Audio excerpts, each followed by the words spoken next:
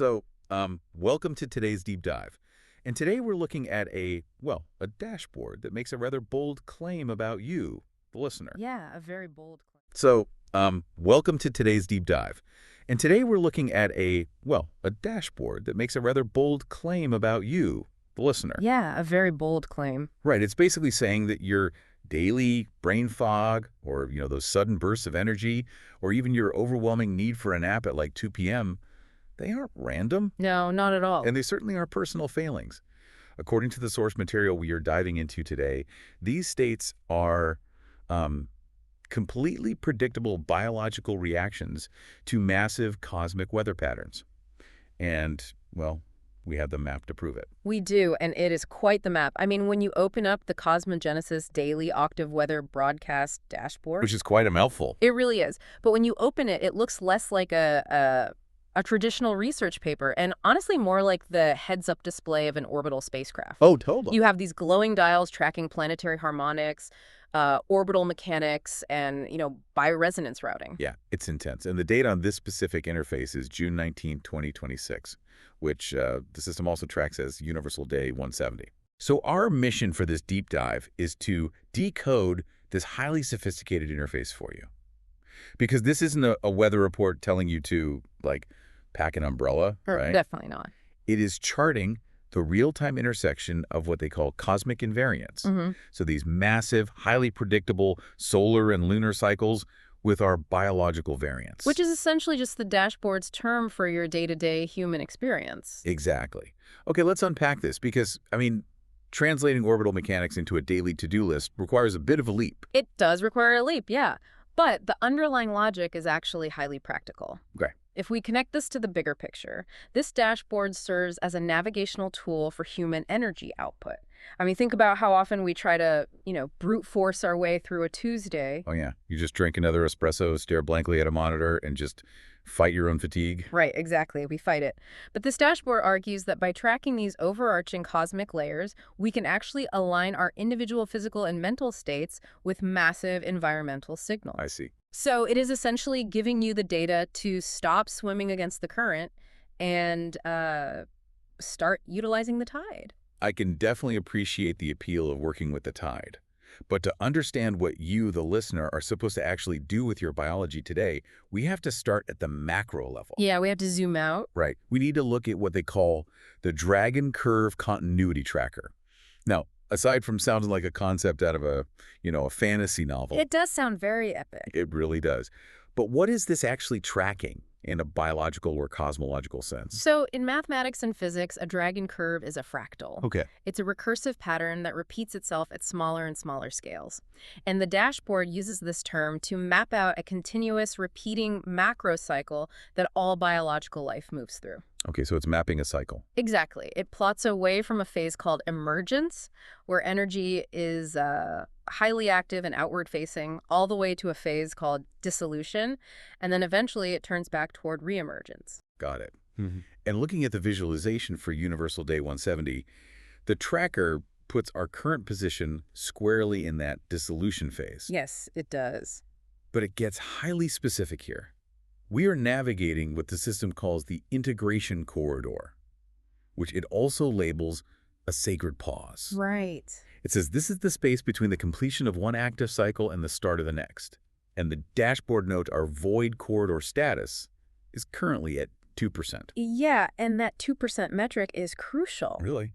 Why? Because it means we have only just crossed the threshold into this phase. We are at the very, very beginning of the dissolution. Which naturally sounds a bit ominous. Dissolution implies things are breaking down or falling apart. It can sound that way, yeah. But reading through the parameters of this phase, it doesn't read like destruction to me. It reads more like a system reboot. Oh, that's an interesting way to look at it. Like if you download a massive software update on your laptop, the machine has to restart. It has to go completely dark for a few minutes. Right. That reboot is a sacred pause. The laptop isn't broken, but it cannot run the new operating system without temporarily going offline to integrate the new code. That is a highly accurate way to frame it. The challenge is that human beings inherently resist the reboot sequence. Oh, absolutely. We are culturally conditioned to stay in that emergence phase indefinitely. We demand constant productivity and expansion. Yeah, there's a lot of guilt when we aren't constantly doing something. Exactly. But the dragon curve is indicating that the macro environment has shifted. The overarching energetic framework is practically mandating a pause. Okay, so if the macro environment forces this pause, how does that actually trickle down to us? Like a cosmic wave has to transmit a signal somehow, It right? does, yes. Yeah. And this is where the dashboard breaks down the specific fundamental frequencies driving the shift. On one side, we have the Solarite Ascension, or RA, currently sitting at gate 6. Right. The dashboard calls this the breath spiral entry, and it carries the themes of breath, transition, and synchronization. And acting as the counterweight to that, we have the lunar RA at gate 11, which is labeled the telomerase sync. It's all Murray's sync. Yeah, and the lunar phase is a waxing gibbous sitting at 76% illumination. The themes for this lunar gate are repair, pattern recognition, and internal mechanics. So the solar frequency is driving a massive transition, and the lunar frequency is managing the internal repair. Exactly. I want to look closely at that term telomerase sync, because telomerase isn't some esoteric, mystical concept. It's a very real biological enzyme. It is. And what's fascinating here is how directly the dashboard links cosmic positioning to our actual cellular biology. Right. Telomerase is the enzyme responsible for maintaining our telomeres, which are the protective caps at the ends of our chromosomes. It basically dictates cellular aging and repair. Okay. So by labeling the lunar frequency the telomerase sync, the dashboard is suggesting that the gravitational and energetic pull of the moon at this specific gate is optimizing the environment for deep cellular maintenance. Wow. That perfectly aligns with the computer reboot analogy. It really does. The solar frequency acts as the prompt to, shut down the front-facing programs, which forces the transition. Meanwhile, the lunar frequency acts as the IT department, utilizing the downtime to run deep internal maintenance and repair the hardware. Precisely. And this entire relationship is governed by what the dashboard calls the triharmonic pulse. Right, the triharmonic plus. Let's get into that. So this pulse tracks how the energetic field organizes itself in sequences of 3, 6, and 9. Okay. Pulse 3 is creation, pulse 6 is regulation, and pulse 9 is integration. Got it. 3, 6, 9. Today, on Universal Day 170, the field is at pulse 6, which is regulation, but it is actively shifting toward pulse 9, integration. Which means you cannot integrate the new cosmic software update until you have properly regulated and repaired your existing biological structure. Yes, exactly. The sequence absolutely demands regulation before integration. Exactly. The architecture of the field is shifting from maintaining balance to actually making meaning. Okay, so we have the dragon curve putting us in a macro-level pause. Right. We have the solar and lunar frequencies forcing a transition into cellular repair. Right. But what does this actually feel like when you step outside? I mean, how does this data manifest in our immediate environment? Well, the dashboard measures this through planetary harmonics and cosmic biometrics. Right. This is where the overarching cosmic weather becomes localized to our daily experience. Okay, so according to the planetary harmonics on the dashboard, the pressure in the field is concentrating at gates 14, 6, and 7. Mm-hmm. But more importantly, the cosmic biometrics measure the actual environmental variables around us. And it shows field stability or coherence at 72%. It's rated as stable. Right. And the signal distinction or field clarity is at 74%, rated as clear. So what does a 72% stable cosmic field actually mean for me on a Tuesday morning? Does it mean I'm just less likely to drop my keys? Think of it in terms of atmospheric pressure. When a massive thunderstorm rolls in, the barometric pressure drops rapidly, and many people experience migraines or joint pain. Oh yeah, my mom always gets a headache before it rains. Exactly. So a 72% field stability means the energetic barometric pressure is holding steady. There are no chaotic, sudden environmental spikes triggering your nervous system's fight or flight response. Ah, I see. The field is calm, which is exactly why the signal distinction can penetrate at 74% clarity. There is very little static in the environment. But here's where it gets really interesting, and where I actually need to push back on this dashboard a little bit. Okay, let's hear it. So the environment is stable, the signal is clear, we're in a macro level sacred pause. Mm-hmm. But right in the middle of these calm biometrics, There is a metric called processing demand, which measures the integration load of the field. Right. And that processing demand is rated as high GH. I mean, it's flashing in red. Yes, it is. If we are in a pause and the field is highly stable, shouldn't a pause feel restful? Are you saying the environment is forcing my biology to work overtime without my permission? This raises an important question, and honestly, the answer is the key to decoding this entire framework. Okay.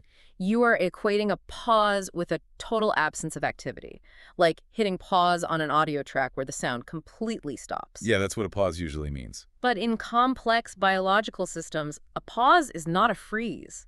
The pause is the work. But how does the pause equal work if I'm supposed to be resting? Consider the mechanism of human sleep, specifically REM sleep. Okay. When you enter REM, your physical body is essentially paralyzed. To an outside observer, you are in a profound, stable pause. Right, you're just lying there. But if we connect your brain to an EEG monitor, your brain waves are firing with the same intensity and sometimes greater intensity than when you are wide awake solving a complex math problem. Oh, wow. So the external stability is just a cover for massive internal processing. Exactly. During REM sleep, the brain is consuming enormous amounts of energy to consolidate memories, process emotional residue, and prune neural pathways. It's doing a lot of work. It is doing the heavy lifting of psychological integration. And that is exactly what this dashboard is showing us about Universal Day 170. Oh, I see. The external field is stable. It is physically asleep. But the processing demand is high because the environmental framework is doing massive background computation to organize all the chaotic growth that occurred during the earlier emergence phase. Right. It's not physical exertion, it's energetic and structural consolidation. That completely changes how we should interpret our own fatigue. Doesn't it? If the environmental processing demand is running that hot, if the universe is essentially in heavy REM sleep right now, how is the listener's biology meant to cope with that load? Like, how do we survive a high processing demand without completely burning out? This is the critical pivot from the macro environment to the microbiology. The dashboard translates this environmental data into actionable human physiological responses through a process it calls biological routing. And the mechanism they use to visualize this routing is fascinating. It's called a Mobius translation. Oh, yeah. A Mobius strip is that mathematical loop with only one surface and one edge. Like, if you trace a line along the outside, it seamlessly becomes the inside. Right, it folds in on itself. Exactly. The dashboard uses this to illustrate how massive external cosmic invariants twist and fold until they become internal biological pathways. It routes into two specific channels: the solar path, labeled cosmosynthesis, and the lunar path, labeled mitovolt. And that term mitovolt is highly specific. Yeah. It's a direct reference to mitochondria, the organelles that generate most of the chemical energy needed to power our cells. The powerhouse of the cell, right? Yeah. Exactly. By routing the lunar repair signal into the mitovolt, the dashboard is suggesting that our biological imperative right now is the deep storage and protection of our cellular energy reserves. Which the dashboard confirms directly in the current emphasis section. It states that our biological emphasis today is strictly on cellular organization and energy conservation. Because if the background environment is utilizing mass amounts of energy to integrate and process, you, as the biological organism living inside that field, must aggressively conserve your personal energy. That makes sense. You simply cannot run a psychological marathon while your fundamental operating system is in the middle of a massive structural update. You will inevitably crash. Yes, you will. And to prevent that crash, the dashboard provides octave and observer guidance. It's essentially a biological to-do list broken down into what you should support, what you should reduce, and what you need to watch. Let's examine that guidance closely, because this is where the esoteric data becomes highly practical for the listener. For sure. So under the support column, the dashboard advises focusing on hydration, gentle movement, breathing practices, journaling, and pattern review. Right. The breath work obviously links directly back to the Solar Gate 6 of the breath spiral entry. But the pattern review is interesting. How does journaling or reviewing patterns actually support cellular organization? Well, pattern review connects to the Lunar Gate 11's theme of pattern recognition. Oh, okay. When the integration load is high, the brain is trained to sort data. By journaling or consciously reviewing your recent behavioral or emotional patterns, you are actively assisting the field's integration process. Okay, so you're helping it along. Exactly. You are moving chaotic, unconscious data into structured, conscious awareness. You are participating in the organization rather than fighting it. You are acting as an observer. Right. Now, the reduce column is where I think most people will feel called out. Oh, definitely. It explicitly instructs us to cut back on overcommitment, excess stimulation, multitasking, and emotional overanalysis. Emotional overanalysis is the most insidious trap during a high processing demand. Because we feel a vague tension and immediately try to blame it on something in our immediate vicinity. Yes. Like you Oh. feel a sudden, heavy pressure in your chest, and instead of recognizing it as a cosmic integration load, you convince yourself you're about to be fired because your boss used a period at the end of a Slack message. Exactly. That is exactly it. The human mind abhors a vacuum. If there is a high physiological pressure in the field, your brain will frantically search its immediate environment for a psychological cause. It needs a reason. Right. You will overanalyze a text, invent a conflict, or spiral into self-doubt just to give the tension a logical narrative. Wow. The dashboard is explicitly warning you to short-circuit that impulse. The tension isn't a personal crisis, it's an environmental weather pattern. You are just feeling the heavy integration load of the system. It's not a crisis, it's cosmic weather. That is incredibly liberating. It really is. But what happens if you fail to reduce that stimulation? Under the watch column, it warns us to be vigilant about mental looping and sleep disruption. And it pairs this with a critical safety mechanism called the high burn watch. The high burn watch operates as the dashboard's emergency warning light. If you try to push through the sacred pause with sheer willpower, your biology will start throwing error codes. Yeah, and the indicators are highly specific. Restless sleep, unexpected heat spikes in the body, mental looping, and extreme emotional sensitivity. Right. If you observe these symptoms, you have triggered the high burn watch, and the dashboard instructs you to immediately initiate a cooling protocol. It doesn't give a step-by-step for the protocol, but based on the overall data, I assume this means engaging the emergency brake. It means total system stand down. Just to stop everything. Yes. If your biological engine is running too hot while the macro environment is monopolizing the energy for processing, you must manually enforce the pause. Step away from the screen, drink a glass of water, focus purely on respiration, and cease all external initiation. You have to cool the hardware. So when we synthesize all these layers, the macro dragon curve demanding a pause, the solar and lunar frequencies driving cellular repair, the high processing demand simulating an environmental REM sleep, and the biological routing protecting our mitochondria, the dashboard distills it all into a daily octave summary. It gives us a recommended optimal posture for Universal Day 170. And the posture is governed by 3 directives: observe before acting, organize before expanding, synchronize before accelerating. Observe, organize, synchronize. It is a posture of profound receptivity and internal discipline. It also highlights 5 keywords to keep top of mind for the day: breath, standby, organize, repair, sync. I think standby is the perfect summation of the entire dashboard. It is, but we need to address why this conservation of energy is so critical right now. Right, because it's not just about today. No, it is not merely about surviving Universal Day 170. It is a strategic preparation for what the dashboard identifies in the bottom right corner under the next gate watch. Right, the dashboard isn't just showing us today, it's showing us what is coming down the pipeline. And the next gate watch shows that the solar frequency is rapidly approaching Gate 7, which is labeled Solar Infusion. And the expected themes for Gate 7 represent a radical departure from our current state. Gate 7 introduces increased momentum, external activation, heightened visibility, and the arrival of new signals. So Gate 7 is essentially slamming on the gas pedal.